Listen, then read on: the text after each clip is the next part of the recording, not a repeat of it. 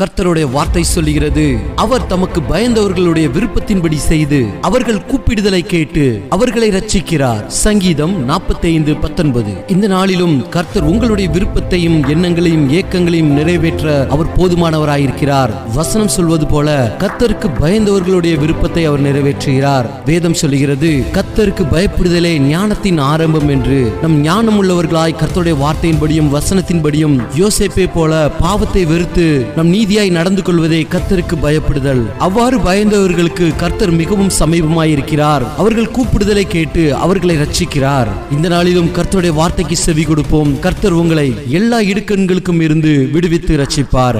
ஆமென். கர்த்தருக்கு பயந்து அவர் வழி நடப்பவன் என்றென்றும் பாக்கியவான். கர்த்தருக்கு பயந்து அவர் வழி நடப்பவன் என்றென்றும்